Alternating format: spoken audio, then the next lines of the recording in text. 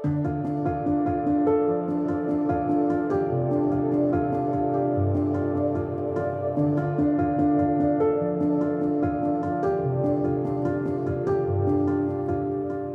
à tous! Dans ce tout nouveau Pagan Fact, je vais vous présenter les livres de magie, de sorcellerie et de Wicca que je possède dans ma bibliothèque. Vous avez été nombreux, enfin du moins proportionnellement au nombre d'abonnés, à me le demander sur Instagram.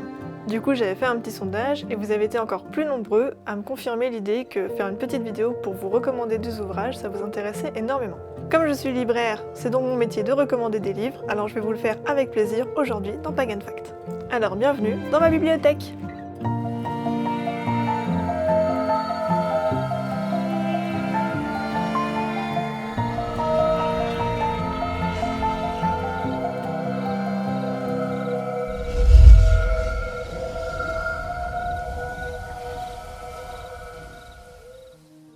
Bon, des livres d'ésotérisme, j'en ai lu un paquet parce que mon premier mémoire, je l'ai écrit sur l'ésotérisme à Lyon.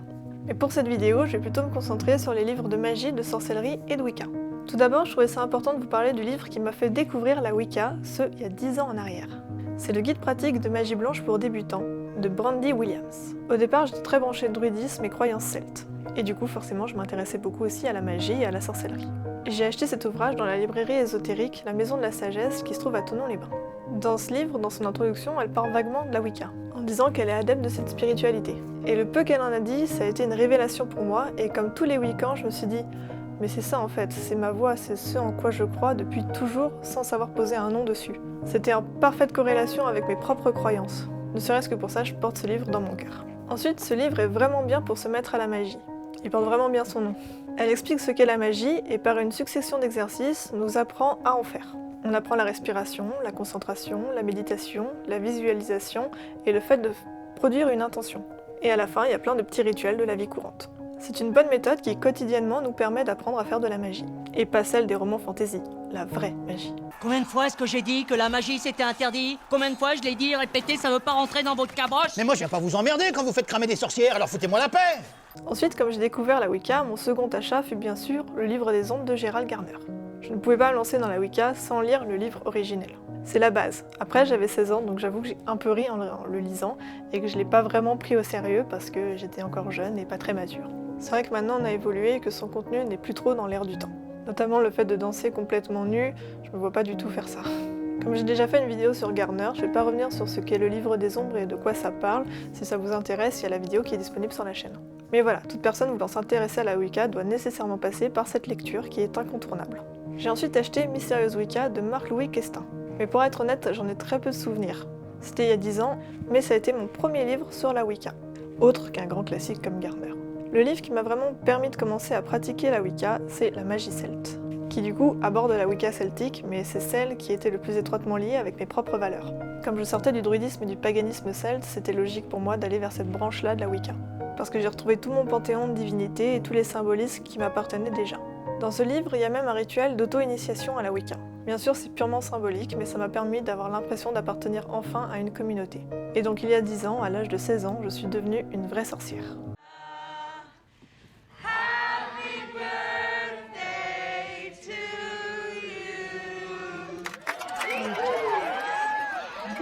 Donc celui-ci il est vraiment top, il est très bien écrit et pour les néophytes c'est parfait.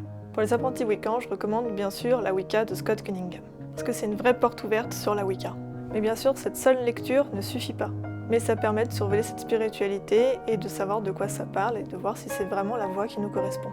Pareil, je vais pas trop m'étaler sur Scott Cunningham parce qu'il y a une vidéo qui lui est dédiée sur la chaîne.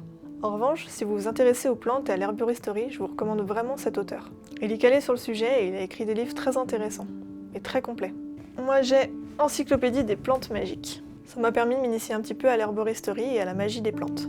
Après, je n'ai pas persévéré parce que je suis plus un rat de bibliothèque qu'une nana à la main verte. Je préfère la poussière des librairies à la terre des jardins. Parce qu'elle a été greffée spécialement pour vous. Vous êtes vraiment adorable. Vous en avez pas pris pour vous? Non, pourquoi non? C'est pour vous. Bah merci.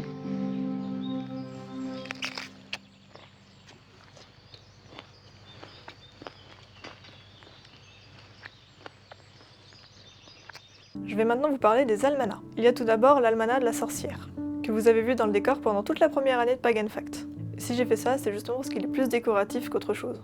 Les recettes sont un peu désuètes, et le livre est très rébarbatif. En plus, je ne sais pas vraiment d'où viennent ses sources et si on peut vraiment lui faire confiance. En attendant, c'est un bel objet. A l'inverse, j'en ai un autre que j'utilise depuis 10 ans. C'est Vivre la tradition celtique. Alors c'est moins de la sorcellerie et de la magie, c'est plus vraiment du folklore, de la tradition et des croyances celtes. Il est très complet parce qu'il y a énormément de choses à l'intérieur. Par exemple, il y a le tutoriel pour apprendre à faire les croix de Brigitte. Il y a aussi des formules, des recettes de cuisine, des poèmes, des légendes contées. Bref, il est super complet, je l'adore. Pour aborder la magie et la sorcellerie, il y a plusieurs livres qui sont vraiment sympas et complètement accessibles. J'ai bien aimé le manuel pour jeter des gentils sorts. Il est mignon et pas mal fichu. Pourtant, c'est un livre commercial qu'on trouve absolument partout, moi-même je l'ai acheté à la Fnac. Hérétique! Au bûcher! C'est le bûcher! Fermez-la 2 secondes! Mais en même temps, l'ésotérisme, ça devient tellement en vogue qu'on trouve des livres de sorcellerie un petit peu partout maintenant dans chaque librairie. On n'a plus besoin d'aller dans une librairie ésotérique et spécialisée pour trouver ce genre d'ouvrage. Mais je vous encourage quand même, si vous le pouvez, à soutenir les librairies. Un incontournable des rayons développement personnel, c'est la magie de Rhonda Byrne. Lui, il va vous permettre de comprendre ce qu'est réellement la magie au XXIe siècle. Il parle principalement de gratitude, d'acceptation et de pensée positive, qui permettent de mettre de la magie dans sa vie. Tout ça par une série d'exercices à faire sur plusieurs jours, ce qui permet d'aider à prendre de nouvelles habitudes. Si vous êtes assidu, c'est franchement une bonne méthode. Mais moi, quand je commence un livre, je le lis d'une traite, alors je peux pas tenir 40 jours avec le même bouquin, et s'il me fait 2-3 jours, c'est bien le maximum. Pour finir, je vais vous parler de mes 2 dernières découvertes en date qui sont vraiment sympas.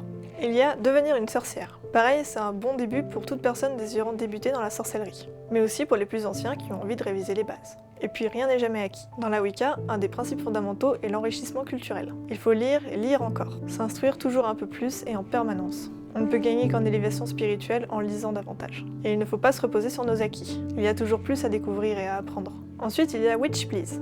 Lui, il est frais.